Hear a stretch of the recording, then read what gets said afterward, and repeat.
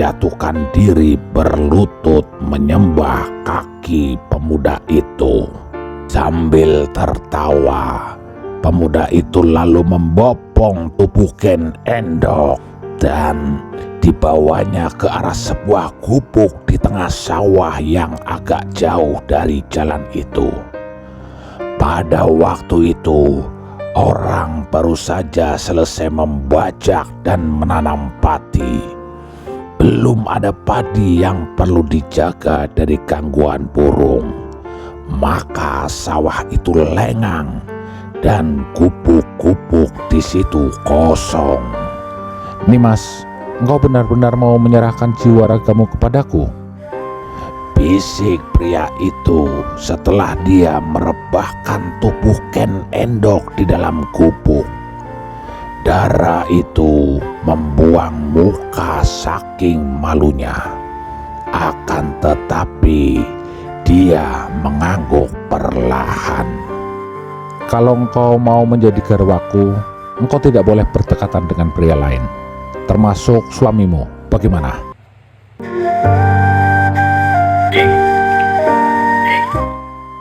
Melihat istrinya berkali-kali muntah tanpa mengeluarkan apa-apa dari mulutnya, Gajah Poro terkejut dan merasa heran bukan main. Sudah diusahakan pengobatan pada istrinya, namun sia-sia saja. Bahkan istrinya menolak untuk dipanggilkan dukun. Wajah istrinya nampak pucat, namun ada cahaya yang membuat wajah itu semakin cantik. Karena kehabisan akal, Gajah Poro lalu meminta nasihat ibunya. Ibunya segera datang menengok mantunya. Betapa kaget hati mereka berdua ketika nenek yang sudah berpengalaman itu berkata dengan girang, "Kamu ini gimana Toleh? Lawang istrimu mengandung gitu kok kebingungan sendiri." Ibu itu tentu saja girang melihat menantunya hamil. Akan tetapi yang terkejut adalah Gajah Poro dan Ken Endok. Mengandung? Tidak. Gajah Poro berseru dengan kaget sambil memandang ke arah perut istrinya. Memang agak lain dari biasanya. Biarpun ditutup bengkung, masih nampak mengandung. Ken Endok, katakan bahwa hal itu tidak benar. Akan tetapi Ken Endok tidak menjawab. Ken Endok menundukkan mukanya, kemudian malah lari memasuki biliknya dan menangis. Tentu saja Gajah Poro dan ibunya terkejut dan cepat mengejar lalu memasuki kamar tersebut. "Genduk, apa yang terjadi?" Ibu mertua itu membujuk mantunya, sedangkan Gajah Poro berdiri dengan alis berkerut dan kedua tangan terkepal. Dia merasa terhina sekali. Aku agaknya memang mengandung." Tidak mungkin. Kembali suaminya membentak. Sejak menikah dengan aku belum pernah satu kali pun campur dengan Ken Endok. Mana bisa dia mengandung? Ibunya terkejut mendengar ini dan menyadari gawatnya persoalan. Akan tetapi sebagai seorang wanita tua yang berpengalaman, Ia tidak melampiaskan rasa penasaran dan marahnya. Ia merangkul Ken Endok. Genduk, benarkah apa yang dikatakan suamimu tadi, bahwa engkau selama menikah ini belum pernah melayaninya? Ken Endok menubruk ibu mertuanya sambil menangis. Aduh ibu, ampunkan saya. Apa yang dikatakan Kakang Gajah Poro memang benar. Kalau begitu, lalu bagaimana engkau bisa mengandung? Apalagi kalau pelacur ini tidak bermain gila dengan laki-laki lain, Bentak Gajah Poro dengan mata yang merah. perempuan seperti ini sepantasnya dibunuh saja. Jangan gila anakku. Ibunya melarang dan melindungi Ken Endok dalam dekapannya. Akan tetapi Ken Endok tidak takut. Memang Dara yang pernah menjadi kembang dusun Pangkur ini memiliki ketabahan mengagumkan. Ia bangkit dari dekapan ibu mertuanya. Kang Gajah Poro, aku memang telah bersalah kepadamu. Akan tetapi engkau bicara sembarangan saja. Aku memang telah berenang dalam lautan asmara dengan pria lain. Akan tetapi tidak tahukah engkau siapa pria ini? Dia adalah Sang Hyang Brahma sendiri. Bohong, bohong. Dia meludah. Siapa yang percaya obrolanmu? Jangan kurang ajar, Gajah Poro. Tidak boleh bicara seperti itu terhadap Sang Hyang Brahma. Wanita tua itu cepat-cepat menyembah. Tapi ia bohong. Mana mungkin? Diamlah dan biarkan Ken Endok menceritakan pertemuannya dengan Sang Hyang Brahma. Pada zaman itu, umumnya orang amat sangat percaya kepada dewa yang menguasai jagat raya dan juga menguasai kehidupan manusia. Maka sikap ibu dan Gajah Poro ini sama sekali tidaklah mengherankan. Sambil menangis dan suara terputus-putus, Ken Endok lalu bercerita betapa mula-mula ia bertemu Sang Hyang Brahma yang menjelma menjadi seorang pemuda priayi yang menunggang kuda.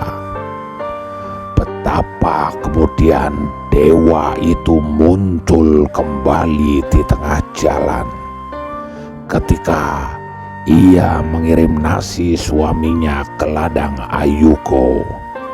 Dan di tengah perjalanan itulah ia menerima cinta kasih sang dewa.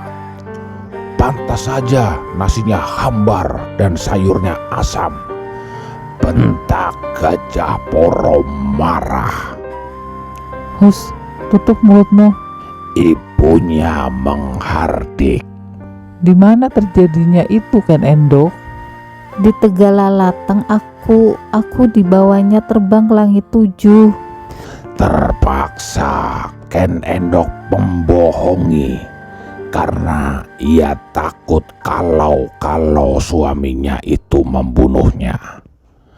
Kembali wanita itu hanya menyembah, dan kini Gajah Poro sendiri termangu-mangu, merasa gentar kalau ternyata cerita istrinya itu adalah benar. Wah, jangan-jangan Sang Hyang Brahma akan menghukumnya. Sudah berapa kali kau begitu? Akhirnya suaminya ini bertanya. Bagaimanapun juga kedua pipi itu merasa merah, dan sambil menundukkan mukanya, Ken Endok berterus terang. 3 kali Kakang, dan beliau berpesan bahwa sebelum anak ini terlahir, aku tidak boleh disentuh pria lain. Dan kelak kalau anak ini terlahir laki-laki akan diberi nama Ken Arok. Hampir saja Gajah Poro membentak, "Bohong!" Akan tetapi kini dia mulai agak takut. Jagat wasesaning betoro. Ibunya mengeluh dan memanjatkan doa ke atas. Segala kehendak Sang Hyang Brahma pun terjadilah. Dan ia pun bergegas meninggalkan rumah anaknya dengan hati yang gembira. Ada berita yang amat mengembirakan dibawanya. Ia tidak akan merasa malu, malah merasa bangga. Anak menantunya telah dipilih oleh Sang Hyang Brahma. Maka nenek inilah yang membawa berita mengembirakan itu, bahwa Ken Endok, anak menantunya, mengandung keturunan Sang Hyang Brahma.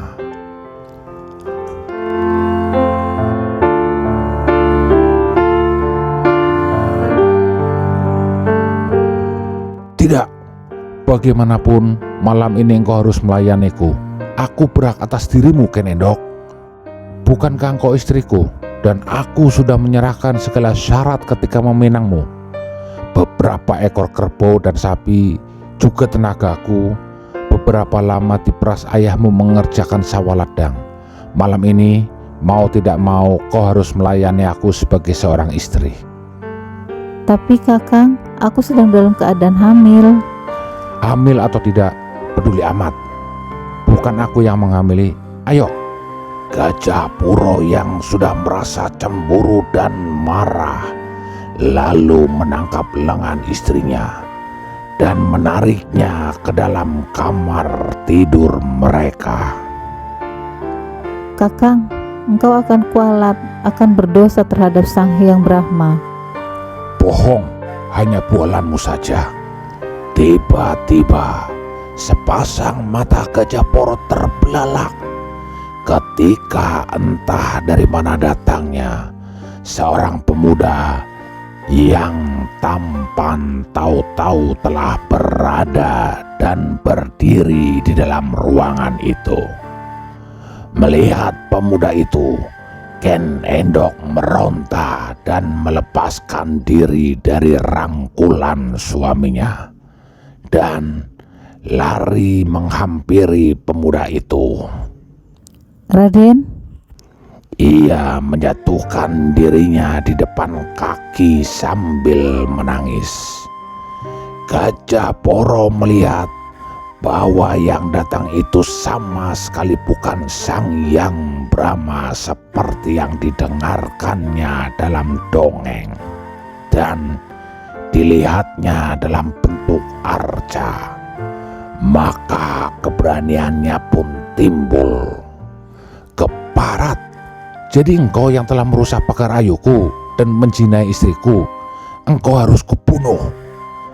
Berkata demikian, Gajah Poro yang sudah marah sama sekali itu menyambar sebatang arit yang terselip di bilik, lalu menyerang dengan cepatnya. Akan tetapi pemuda itu tersenyum dan miringkan tubuh ketika arit itu meluncur cepat. Tangan kirinya dengan jari-jari terbuka miring menghantam tepat dan mengenai tengkuk Gajah Puro. Kek! Tubuh Gajah Puro tersungkur dan disusul sebuah tendangan yang mengenai lambungnya. Ngek! Dan tubuh itu pun tidak bergerak lagi. Melihat hal ini, Ken Endok ketakutan dan menangis. ah Raden, bagaimana ini? Jangan khawatir, dia tidak akan berani mengganggumu lagi. Sekarang juga kau pulanglah ke rumah orang tuamu. Mari ku antar sampai di sini dan mulai besok kau harus minta cerai darinya." Ken Endok hanya menyetujui dan ia pun pulang ke rumah orang tuanya. Diantar sampai dekat rumah oleh pemuda itu yang lalu sekali meloncat sudah lenyap dari situ. Kecepatannya bergerak seperti terbang saja, sehingga meyakinkan hati Ken Endok bahwa anak dalam kandungannya memang anak seorang dewa. Orang tuanya juga tidak berani banyak cakap ketika menerima anak mereka, karena mereka pun sudah mendengar apa yang disebarluaskan oleh Ibu Gajah Poro tentang anak mereka yang dipilih oleh Sang Hyang Brahma tersebut. Siapakah sebenarnya orang muda yang tampan yang mengaku titisan Sang Hyang Brahma tersebut? Tentu saja dia bukan dewa, melainkan manusia biasa. Tentang dia, keturunan atau titisan Sang Hyang Brahma atau titisan Siwa atau Wisnu, siapa yang tahu?